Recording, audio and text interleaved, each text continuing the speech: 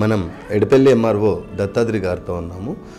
ఈ రెవెన్యూ వ్యవస్థ గురించి సార్తో 4 విషయాలు తెలుసుకుందాం. నమస్కారం సార్. నమస్కారం అండి. నేను ఎడపల్లి తహసీల్దార్గా గత నెల అంటే మే 16వ తారీఖున ఛార్జ్ తీసుకున్నాను.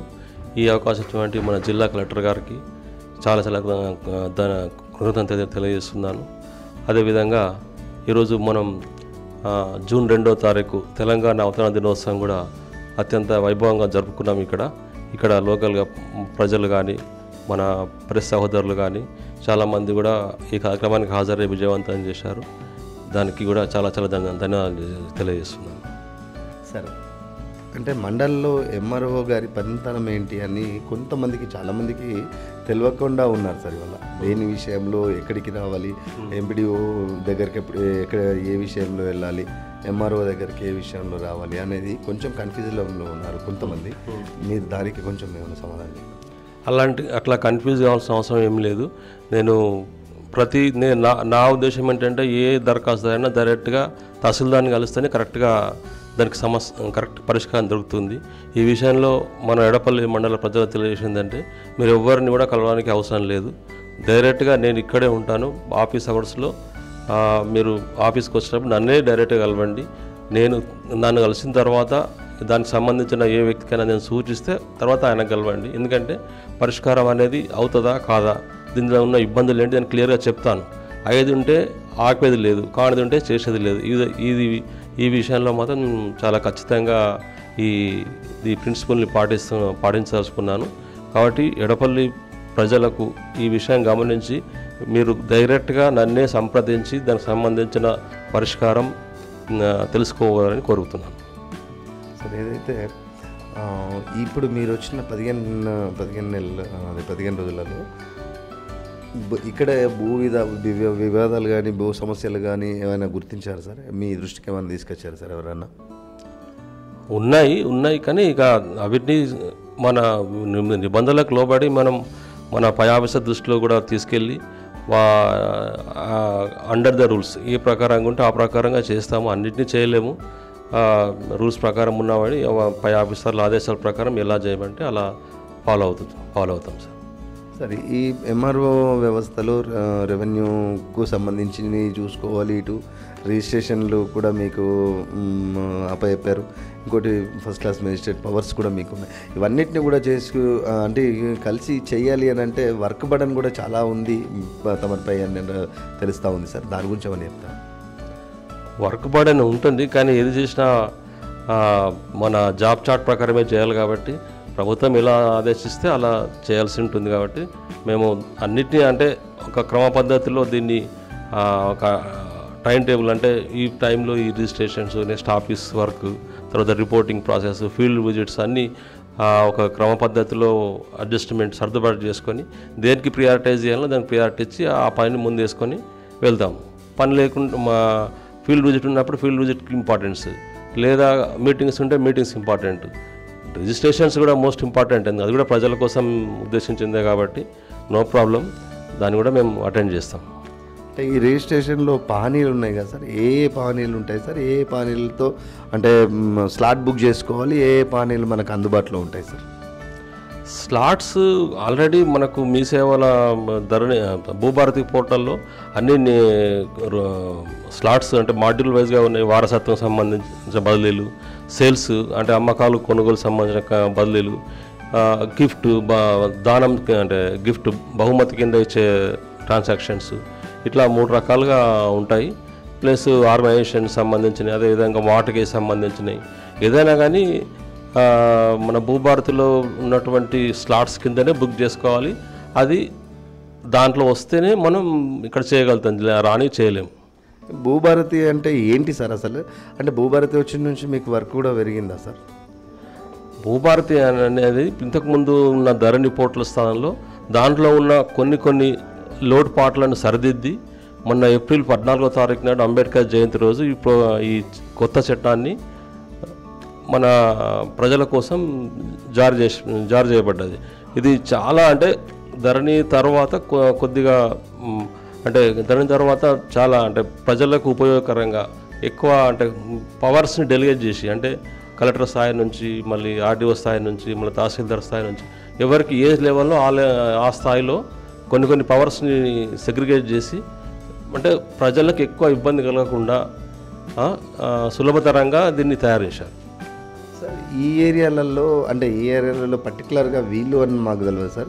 కొంచెం మంది పబ్లిక్ బయట అనుకున్నగా విన్నది ఇక్కడ ఈ మొరం అనేది కొంచెం ఎక్కువ తీసుకుపోయి బయట అమ్మేస్తున్నారని తెలుస్తూ ఉన్నది సార్. అంటే అది ఎంఆర్ఓ ఆఫీస్ నుంచే మనం అంటే సైన్ చేసి ఎంఆర్ఓ ఆఫీస్ నుంచే మేము పర్మిషన్ తీసుకొచ్చుకుంటున్నాం అంటున్నారు. అంటే మీరు 100 ట్రిప్లకు కనుక పర్మిషన్ ఇస్తే ఆ 100 ట్రిప్లకు కాకుండా వాళ్ళు దాన్ని రాంగ్ యూటిలైజ్ చేసి ఇంకో 300 ట్రిప్లు ఎక్కువ కొట్టుకోవడము, అక్కడ ఎవరు లేకపోవడం, అట్లాంటి సమస్యలు కూడా లేకపోలేవు. వాటికి మీరు ఎట్లా పరిష్కారం చూపిస్తారు సార్? అలా జరిగితే మా దృష్టికి వస్తే మాత్రం కంపల్సరీ మేము యాక్షన్ తీసుకుంటాము. ఎన్ని లోడ్లకి అంటే ఎన్ని ట్రిప్లకి పర్మిషన్ ఇస్తే అన్ని ట్రిప్లకే మనము వాళ్ళు దాన్ని వాడుకోవాలి. తర్వాత తేదీల్లో కానీ లేక అధికంగా అంటే అదనంగా ఇంకేమన్నా ట్రాన్స్పోర్ట్ చేయడం కానీ మా దృష్టికి వస్తే మాత్రం మా వాల్టా చట్టం ప్రకారం దానికి సంబంధించిన చర్య తీసుకోబడుతుంది. సార్ ఈ రెవెన్యూ సదస్సులు అని రేపటి నుంచి స్టార్ట్ అవుతున్నాయి సార్. అసలు ఎందుకు సార్ ఈ రెవెన్యూ సదస్సులు అంటే ఏంటి, మళ్ళీ ఏమేమి చేసుకోవాలి సార్? అంటే దేనికి ఉపయోగపడుతుంది, రైతుకు దేనికి ఎట్లా ఉపయోగపడుతుంది, జనాలకు ఎట్లా ఉపయోగపడుతుంది ఈ రెవెన్యూ సదస్సులు అనేది సార్? రెవెన్యూ సదస్సులు చాలా ముఖ్యమైన ఇప్పుడు గవర్నమెంట్ ప్రభుత్వ ప్రాముఖ్యతలో మొదటి స్థానంలో ఉన్న సబ్జెక్ట్ ఇది. సో రెవెన్యూ సదస్సులు మన రాష్ట్రంలో రేపటి నుంచి అంటే జూన్ 3వ తారీఖు నుంచి 20వ తారీఖు వరకు ప్రతి గ్రామంలో కూడా ఈ రెవెన్యూ సదస్సులు నిర్వహించి రైతులకు సంబంధించిన భూ సమస్యలను పరిష్కారం చేయడమే దీని ఉద్దేశం. ఇంతవరకు భూమి ఉంది కానీ వాళ్ళకి పట్టా లేదు. ఆ పట్ట ఎందుకు రావట్లేదు? అక్కడక్కడ కొన్ని సమస్యలు ఉంటాయి. అంటే చిన్న సమస్యలతోటి సతమతమయ్యే రైతులకు సులభతరంగా పరిష్కారం చేయడం కొరకు ఎక్కడికి వెళ్ళాలో తెలియదు, ఏం చేయాలో తెలియదు. అట్లాంటి పరిస్థితుల్లో ఉన్న రైతులకు మేమే రెవెన్యూ ఆఫీస్ సిబ్బంది అంటే తహసీల్దార్, డిప్యూటీ తహసీల్దార్, సర్వేయర్లు, మిగతా ఆఫీస్ సిబ్బంది అందరూ కూడా వాళ్ళ గ్రామానికే వెళ్ళి ఒక స్కూల్లో కానీ ఒక ప్రదేశంలో కౌంటర్ ఏర్పాటు చేసి దరఖాస్తులు గవర్నమెంట్ ఇచ్చినటువంటి నమూనాని మనం ప్రజలకు సరఫరా చేస్తున్నాము. ఒక మీడియా ద్వారా మీ సేవ ద్వారా కానీ సెక్రటరీ ద్వారా కానీ ప్రజలకు సరఫరా చేసి ముందే దాన్ని పరిశీలించుకొని కరెక్ట్గా మన సమస్య ఏ మాడ్యూల్ కిందకి వస్తుంది, మనం ఏ విధంగా అప్లై చేస్తే మన సమస్య పరిష్కారం అవుతుంది, ఇవన్నీ కూడా మేము గైడెన్స్ చేస్తాం. అక్కడ ఒక హెల్ప్ డెస్క్ ఉంటుంది. ఆ హెల్ప్ డెస్క్కి వెళ్ళి వాళ్ళ సమస్య ఏంటి, దీనికి పరిష్కారం ఏంటిది, దీన్ని ఏ విధంగా ఈ దరఖాస్తులో దీన్ని పూరించి సబ్మిట్ చేస్తే నెక్స్ట్ ఆఫ్టర్ 20 ఈ రెవెన్యూ సదస్సు 20 తర్వాత దానికి సంబంధించిన నోటీసులు జారీ చేసి దానికి కాంపిటెంట్ అథారిటీ ఎవరు అంటే తహసీల్దార్ లెవెల్లో చేసే పని లేక ఆర్డీఓ స్థాయిలో చేసే పని లేక కలెక్టర్ స్థాయిలో చేసే పని దాన్ని పరిశీలించి ఒక నిర్ణయంకి వస్తాం. సో ఎవరి స్థాయిలో ఉన్నదో వాళ్ళకి సంబంధించిన వాళ్ళ ఆఫీస్కి అంటే ఆర్డీఓ స్థాయి కానీ కలెక్టర్ స్థాయి నోటీసులు జారీ చేసి వాళ్ళ నుంచి వివరణ తీసుకొని ఇది చేయవచ్చునా చేయరాదా అవుతుందా కాదా అని చెప్పేసి క్లియర్గా వాళ్ళకి ఇంటిమేషన్ ఇస్తూ మనం వాళ్ళ సమస్యకు పరిష్కారం చూపిస్తాం. సార్ ఇప్పుడు తండ్రి చనిపోతే కొడుకు పేరు మీదకి భూమి ట్రాన్స్ఫర్ చేయించుకోవడము, లేకపోతే తల్లి కానీ చనిపోతే కొడుకు పేరు మీదకి అట్లా అంటే చనిపోయిన వాళ్ళ పేరు మీద ఉన్న భూమి అంటే ఎవరైతే బతుకున్న వాళ్ళు ఉన్నారో వాళ్ళ పేరు మీదకి తీసుకోవడానికి మనకు ఫ్యామిలీ సర్టిఫికేట్ అట్లాంటిది అవసరం ఉంటుంది సార్. ఇప్పుడు వాళ్ళ మదర్ అంటే వీళ్ళు ఎవరైతే అమ్మ నాన్న బతికి ఉండి కూడా వాళ్ళు కొడుకుల పేరు మీదకి భూమి ట్రాన్స్ఫర్ చేయాలంటే ఫ్యామిలీ సర్టిఫికేట్ అవసరమా? దాని ప్రాసెస్ ఎట్లా ఉంటుంది సార్? చనిపోయినప్పుడే మనం అంటే పట్టదారు చనిపోయినప్పుడే ఫ్యామిలీ సర్టిఫికేట్కి అవసరం అవుతుంది. ఇప్పుడు తల్లిదండ్రులు బతికుండి పిల్లల పేరు మీద కావాలంటే అది గిఫ్ట్ కిందకి వస్తుంది. గిఫ్ట్ స్లాట్ కింద బుక్ చేసుకొని వాళ్ళు రిజిస్ట్రేషన్ వాళ్ళే చేయిస్తాం. మన దాంట్లో మా పాత్ర ఏమి ఉండదు. వాళ్ళు స్లాట్ బుక్ చేసుకొని వస్తారు. దాంట్లో రిజిస్ట్రేషన్ రోజు వచ్చినప్పుడు కొంచెం ఏదైనా ఎంక్వైరీ చేసి ఉంటే విచారణ చేసేసి ఓకే అనుకున్నప్పుడు మనం ముందుకెళ్ళి స్లాట్ కంప్లీట్ చేస్తాం. అదే చనిపోయిన కేసులో అంటే పట్టిదారు చనిపోయిన కేసులో కంపల్సరీగా ఇప్పుడు భూభారతి చట్టం వచ్చిన తర్వాత దీంట్లో ప్రొసీజర్ చేంజ్ అయింది కొద్దిగా. ఏంటంటే స్లాట్ బుక్ చేసిన తెల్లారి మనకు స్లాట్ మన తహసీల్దార్ లాగిన్లోకి వస్తుంది. ఆ రోజు ఆఫీస్కి వచ్చిన తర్వాత నోటీస్ జనరేట్ అవుతుంది. అంటే ఎక్స్ అనే పర్సన్ చనిపోతే ఆయనకి ఎంతమంది ఫ్యామిలీ మెంబర్స్ ఉన్నారు వాళ్ళందరికీ కూడా నోటీస్ జనరేట్ అవుతుంది. ఒక నోటీస్ జనరేట్ చేసి వాళ్ళ సంతకాన్ని తీసుకొని వాళ్ళకి ఇచ్చేస్తాం. వారం రోజులు అంటే 7 days టైం ఉంటుంది. దాంట్లో వాళ్ళకి ఏమైనా అభ్యంతరాలు ఉన్నాయా, ఫలానా వ్యక్తి ఈ స్లాట్ బుక్ చేసిండు అంటే ఈ ల్యాండ్ తన పేరు మీదకి మార్చుకోవడానికి స్లాట్ బుక్ చేసిండు, దీంట్లో యాజ్ ఏ కుటుంబ సభ్యులుగా మీకు ఏమైనా అభ్యంతరాలు ఉంటే మాకు సబ్మిట్ చేయొచ్చు. ఒకవేళ అభ్యంతరం లేకుంటే కూడా అభ్యంతరం లేదని సబ్మిట్ చేస్తే మేము దాన్ని ముందుకు తీసుకెళ్ళి ఎవరైతే స్లాట్ బుక్ చేసారో వాళ్ళ పేరు మీదకి మార్చడానికి అవకాశం ఉంటుంది. ఇది ఇప్పుడున్న ప్రొసీజర్. ఇంతకుముందు ఆ ప్రొసీజర్ లేకుండే. ఏది స్లాట్ బుక్ చేసుకొని వారం రోజులు విచారణ టైం ఇచ్చే ప్రొసీజర్ లేకుండా ఇప్పుడు కొత్తగా వచ్చింది. సో ఇది చాలా ఉపయోగకరంగా ఉంటుంది. రేపు పొద్దున మాకు కూడా ఎటువంటి సమస్యలు లేకుండా చాలా బాగుంటుంది. సరే, ఇప్పుడు విద్యార్థులకు కొత్తగా స్కూలు స్టార్ట్ అవుతున్నాయి, ఇటు కాలేజీలు కూడా స్టార్ట్ అవుతున్నాయి, ఒక స్టెప్ పైన వేస్తున్నారు పిల్లలు. కాబట్టి ఇప్పుడు వాళ్ళకి సర్టిఫికెట్స్ అవసరం ఉంటాయి సార్. ఏదైతే ఈ సర్టిఫికెట్స్ వాళ్ళకి ఏవి ఇప్పుడు కులం సర్టిఫికెట్, కుల ధృవీకరణ సర్టిఫికెట్ అని కానీ, ఇటు ఇన్కమ్ సర్టిఫికెట్ అని కానీ అట్లాంటి సర్టిఫికెట్లు పుట్టప్ చేయాల్సి ఉంటుంది. ఈ పిల్లలు ఏం చేస్తున్నారు అంటే సర్టిఫికెట్ కొరకు రేపు అవసరం ఉంటే ఎల్లుండి అవసరం ఉంటే ఇవాళనే వచ్చి కూర్చొని వాళ్ళకు చేయడం లేదు, లేట్ అవుతుంది అన్న ఒక భ్రమలో ఉన్నారు. ఎందుకంటే చిన్నపిల్లలు. మీరు వాళ్ళకు ఎట్లా ప్రాసెస్ ఎట్లా అన్నది చెప్తే వాళ్ళ ఆ పద్ధతిలో వస్తారేమో సార్. ఏ సబ్జెక్టుకి అయినా ఒక నిర్దిష్ట సమయం అనేది ఉంది, విచారణ సమయం అనేది. అంటే ఇప్పుడు క్యాస్ట్ సర్టిఫికేట్ ఉందనుకోండి, ఒక 15 రోజులు టైం ఉంటుంది. ఎంఆర్ఓ దాన్ని అప్రూవల్ చేయడానికి విచారణ చేసి అది సమంజసం కరెక్టే ఉంది డీటెయిల్స్ అని నిర్ధారించుకున్న తర్వాత దాన్ని అప్రూవల్ చేయాలి. అదేవిధంగా క్యాస్ట్ ఇన్కమ్ సర్టిఫికేట్ ప్లస్ ఇంకా ఇతర ఫ్యామిలీ సర్టిఫికేట్లు కూడా ఒక 15 days నోటీస్ పీరియడ్ ఉంటుంది. సో ఇవన్నీ కూడా అధికారులకు సహకరించి దీంట్లో కూడా మా రూల్స్ పాటించే విధంగా మాకు కొంచెం సపోర్ట్ చేయాలి. అదే కాకపోతే ఏంటంటే లాస్ట్ చివరి క్షణం వరకు వెయిట్ చేసి లేకుంటే ఎవరో చెప్తే కానీ మాకు తెలియలేదు సార్, మాకు ఒక రోజే టైం ఉంది, 2 రోజులే టైం ఉంది చూడండి అంటే, సరే అది కూడా మేము అంటే వాళ్ళ భవిష్యత్తు సంబంధించిన విషయం కాబట్టి ఏదో రూల్స్ కోసం అని చెప్పేసి అంటే ఆలస్యం చేయడం తగదు. వెంటనే స్పాట్లో మా పద్ధతుల్లో మేము ఎంక్వైరీ చేసుకొని ఇచ్చే ఏర్పాటు అయితే ఉంది. కాకపోతే ప్రజలకు కోరేందంటే మీరు ముందుగా అప్లై చేసుకుంటే మీకు సరైన టైంలో ఎటువంటి టెన్షన్ లేకుండా మీకు సర్టిఫికేట్ ముందే వస్తుంది, టెన్షన్ అవసరం లేదు. సార్, ఈ రెవెన్యూ సదస్సులు అంటే రేపటి నుంచి స్టార్ట్ అవుతున్నాయి కదా సార్. రెవెన్యూ సదస్సుల్లో ఏ అంశాలు అంటే తీసుకొస్తారు మీ దృష్టికి తీసుకురావాలి, ఎట్లాంటి అంశాలు మీ దృష్టికి తీసుకురావాలి, ప్లస్ ఏ డేట్లలో ఏ ఊర్లలో ఇవి చేస్తూ ఉంటారు సార్, రెవెన్యూ అంటే సదస్సులు ఏర్పాటు చేస్తూ ఉంటారు సార్. అయితే రెవెన్యూ సదస్సు లోపల ఇప్పుడు వాళ్ళకు భూమి మీద హక్కులు పొందడానికి కావలసినటువంటి మాడ్యూల్స్ అన్నీ కూడా ఈ అప్లికేషన్ ఫామ్లో ఉన్నాయి. దీన్ని మొదటి పేజ్ మీకు చూపిస్తున్నాను, తర్వాత సెకండ్ పేజ్ చూపిస్తున్నాను. దీంట్లో మీకు